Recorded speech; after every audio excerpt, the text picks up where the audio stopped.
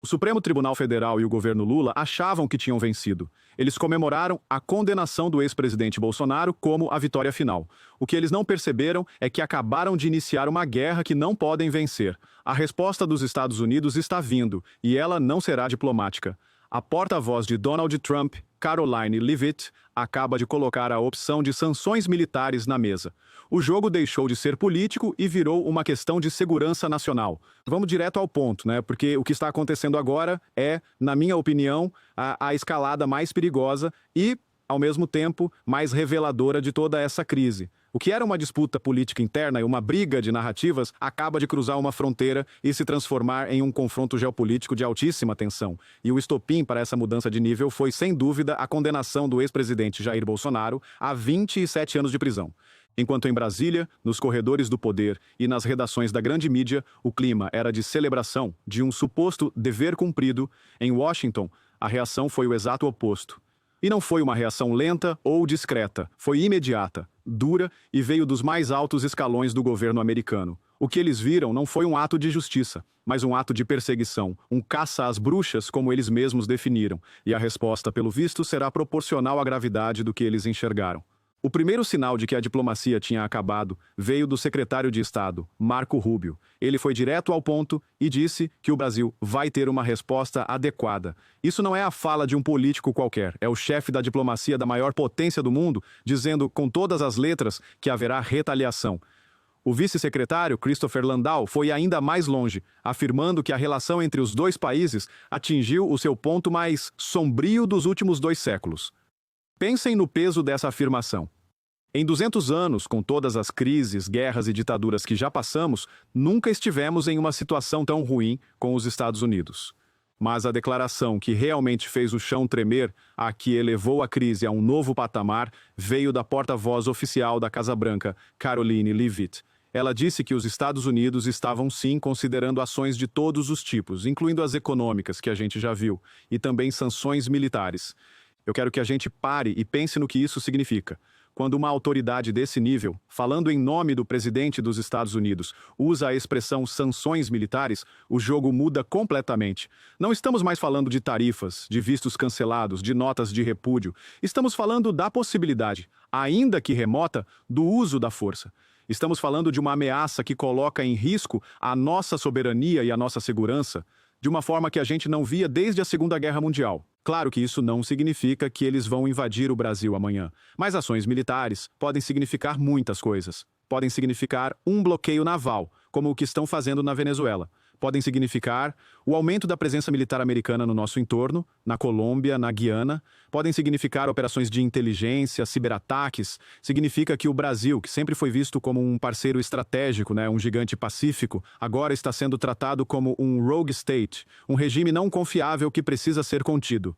E qual foi a reação do nosso governo do Itamaraty a essa ameaça sem precedentes? Uma nota que, na minha opinião, beira o patético. Eles disseram que ameaças que atacam autoridades brasileiras e ignoram fatos e provas dos autos não nos intimidarão.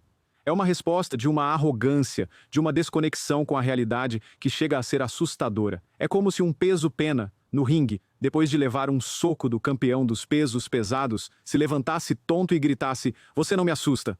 É uma bravata que não convence ninguém e que só serve para irritar ainda mais o outro lado. O que essa troca de farpas nos mostra é que o Brasil, sob o comando de Lula, está se isolando do mundo ocidental de forma perigosa.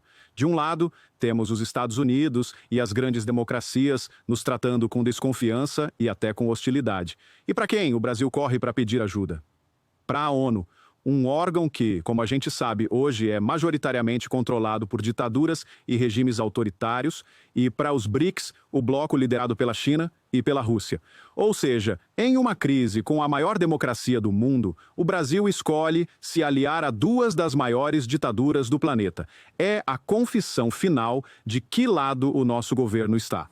E a gente precisa se perguntar, por que o Trump e o governo americano estão tão empenhados nessa briga? É apenas por causa de uma amizade com o Bolsonaro? Na minha opinião, não. É muito mais profundo do que isso. O que está em jogo, na visão deles, é o futuro da América do Sul. Eles enxergam o Brasil como a peça mais importante do tabuleiro. Um país com 210 milhões de habitantes, um dos maiores exportadores de alimentos do mundo, autossuficiente em petróleo, com reservas de minérios e terras raras. E eles veem esse país gigante se alinhando cada vez mais com a China, com a Rússia, com os seus maiores adversários geopolíticos. O que eles temem é que o Brasil se torne uma nova Venezuela. E eles sabem que se um país do tamanho do Brasil mergulhar em uma crise humanitária e institucional como a da Venezuela, o impacto para a estabilidade de todo o continente e para a segurança dos próprios Estados Unidos seria catastrófico. Então, para eles, a perseguição ao Bolsonaro não é apenas a perseguição a um homem. É o sintoma de uma doença, de um avanço autoritário que, se não for contido agora, pode transformar o Brasil em uma base para os seus inimigos na América Latina. É por isso que a reação deles é tão forte. Não é sobre o Bolsonaro, é sobre geopolítica. É sobre impedir que a China e a Rússia coloquem as mãos no país mais importante do nosso continente. E é nesse contexto que a gente precisa entender o papel fundamental que figuras como o Eduardo Bolsonaro e o Paulo Figueiredo estão desempenhando. Enquanto a nossa diplomacia oficial, o Itamaraty, está perdida, batendo cabeça e emitindo notas patéticas, são eles que estão em Washington, conversando diretamente com a Casa Branca, com o Departamento de Estado. Eles se tornaram os verdadeiros embaixadores do Brasil, os interlocutores que têm a confiança do governo americano. O Eduardo Bolsonaro foi muito claro ao dizer que o pai dele tem o mais poderoso aliado do planeta. E ao comparar a situação do Brasil com a da Venezuela, ele está, na prática, endossando a ideia de que a situação aqui se tornou tão grave que talvez só uma pressão externa muito forte possa resolvê-la. É uma posição polêmica que a esquerda imediatamente rotula de entreguismo.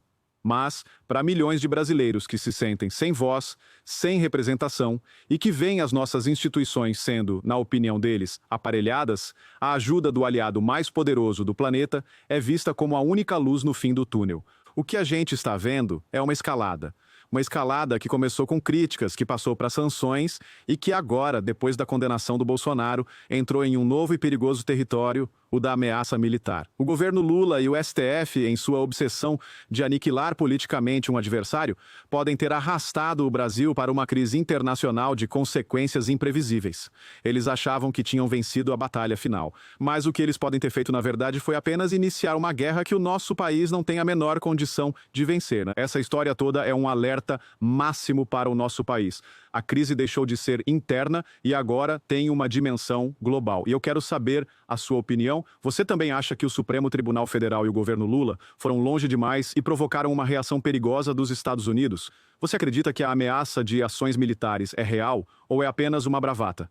Deixe seu comentário aqui embaixo. Vamos conversar sobre o futuro que estão desenhando para o Brasil. Se essa análise te ajudou a entender a gravidade do momento, deixa o seu like e compartilha este vídeo. O Brasil inteiro precisa saber da encruzilhada em que nos encontramos. E se você ainda não faz parte do Orgulho Soberano, agora é a hora. Inscreva-se no canal e ative o sininho, porque a gente não vai parar de acompanhar cada passo dessa crise. Um grande abraço.